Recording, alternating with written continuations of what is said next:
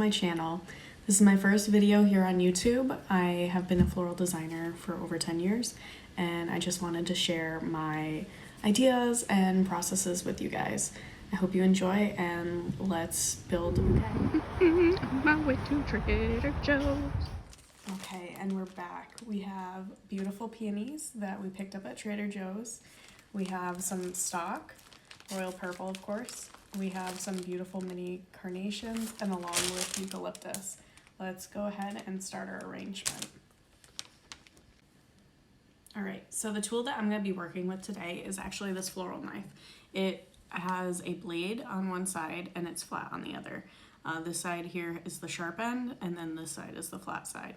The reason why I use this type of knife, it leaves a great clean cut to the stems and it doesn't crush the vascular system within the stem itself. If you're just starting out, I suggest you use shears, ones that you'll find at any sort of garden center. Just you can ask for them. You just don't really want to use a knife until you're fully trained, which I will have videos posted later on how to use them. So let's get started. What I'm going to be doing is just taking all of the plastic and the elastic bands off of my flowers. So the next thing that I'm going to do is I'm going to break it up into groups now that the plastic is completely taken off. This makes it easier to arrange, just so you can pick each one individually. I have silver dollar eucalyptus here. I'm going to put that off to the side. We have the seeded eucalyptus as well. Also going to put that off to the side. We have peonies, beautiful. And as I'm making the arrangement, what I'm going to do is start pulling off leaves that I don't need. We have purple stock, and then we have some beautiful mini carnations. I love that pink. It's almost like a dusty pink. All right, so I picked up a vase today at Michael's, which I thought was super cute. The next thing that you're also gonna need is tape.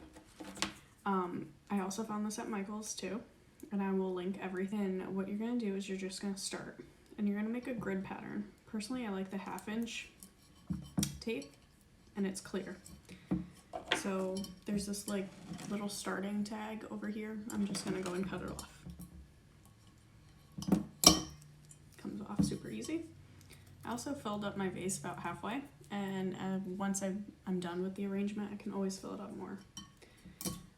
And so I just went straight across. Now I'm going to go one down the middle and cut it. And then I'm also going to do one on the side, cut it, and then one on the side. Again, keeping in mind that we're going to make a grid, and this is what's actually going to hold your arrangement together. This is not something new. A lot of florists still do it. A lot of florists try to move away from it, but I find that it just creates a more secure arrangement. I'm also going to tape around the side of the vase. This will also help secure the grid pattern that we have going. Especially if you're taking this to somebody or you're driving with it or you're making it and bringing it somewhere. The grid pattern makes it so that the arrangement doesn't explode. Ready? Let's start with basics. There's two different types of greens that I have. Again, silver dollar eucalyptus, which is this one here, and we also have seeded eucalyptus. I'm just going to break down the lateral pieces of the silver dollar eucalyptus and take off anything towards the bottom. Any type of greens that wind up in the bottom of the vase actually create bacteria, which makes the arrangement not as fresh or last as long as it possibly could. Now you're seeing that I'm cutting that one piece into two different pieces. We call that creative cutting in the floral world. You try to get as much for your money as you possibly can. Flowers are expensive.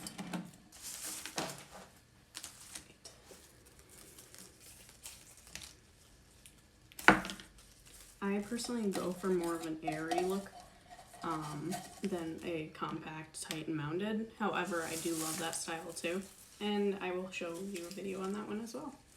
There will be more videos to come. I plan on making them on Fridays, uploading to the channel. I have lots of ideas, and if you have any ideas or want to learn, please feel free to message or leave comments, because that's my goal, to help you guys.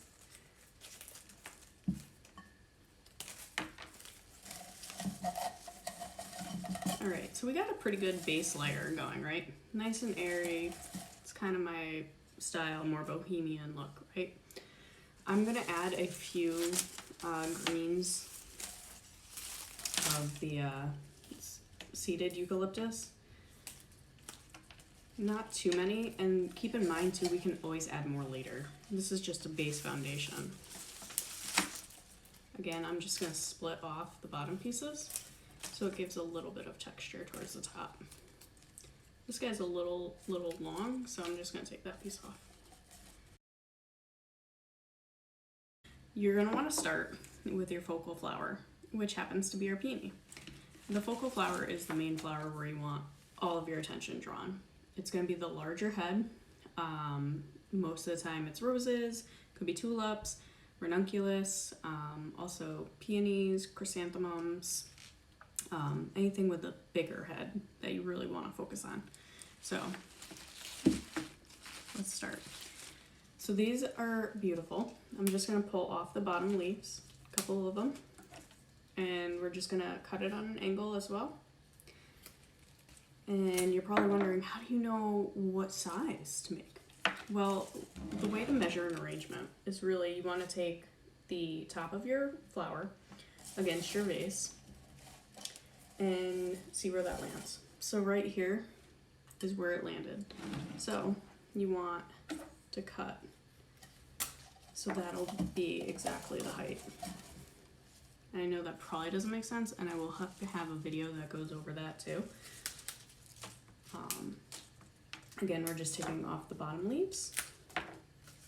And if you see any petals or anything like that that you don't want really seen, like they might have some browning to them or might have been damaged in transport, you can pull those off.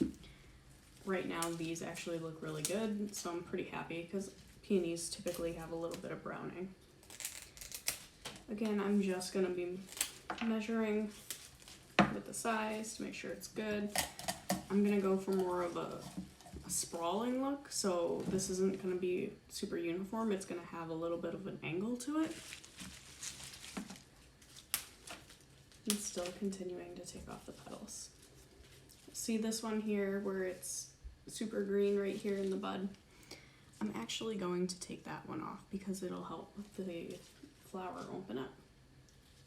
And I'm just pulling them back and pulling.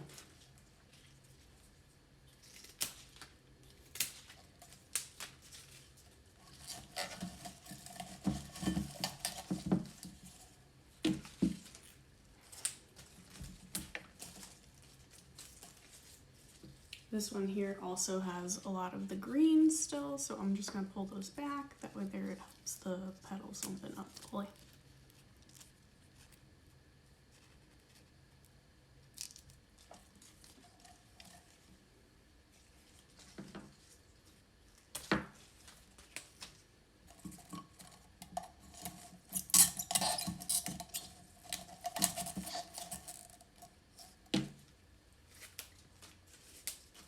These were definitely, as you get towards the end, the newer buds, opposed to these here, which are the older buds, because they're still super tight. One of the questions that was constantly asked is, when will my peony open up? And it really depends on how hot your house is. Peonies tend to bloom super fast in the hot houses, but then that means that they're going to pass by super fast as well. So the next flower that we're gonna work with is actually gonna be our laterals. And I chose stock to work with because it just has a little bit of a bright color to it, yet still with green textures. I'm going to pull off any sort of dead leaves, such as these. And again, I'm just gonna measure. So measure to the base of it and go one up.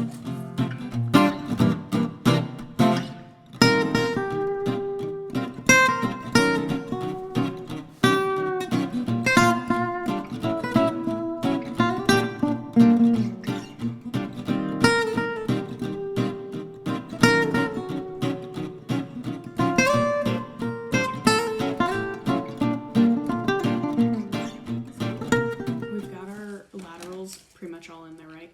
I'm just going to kind of fix our peonies a little bit, and we'll be tweaking more again at the end.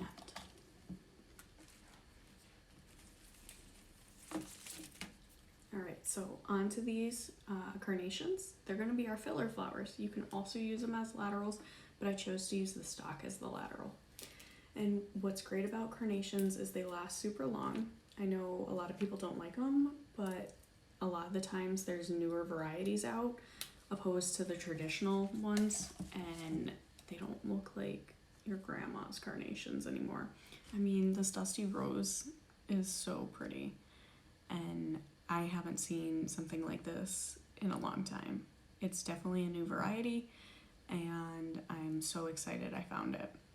So what I'm taking is just like parts of the carnation off of the main stem, and so we get these smaller ones, and we're going to use them as filler flowers to help fill in the holes that we have. Now you're probably like, well, I don't know what's a hole and what's not. It's to fill up the space that is empty, right?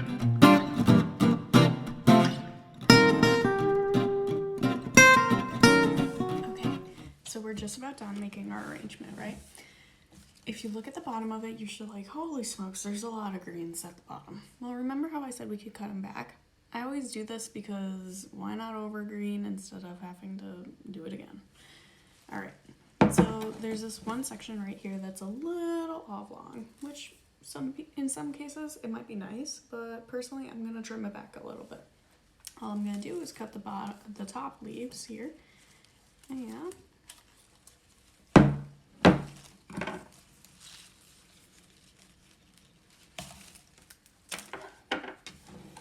just by cutting a little back, you wind up getting a whole like different look.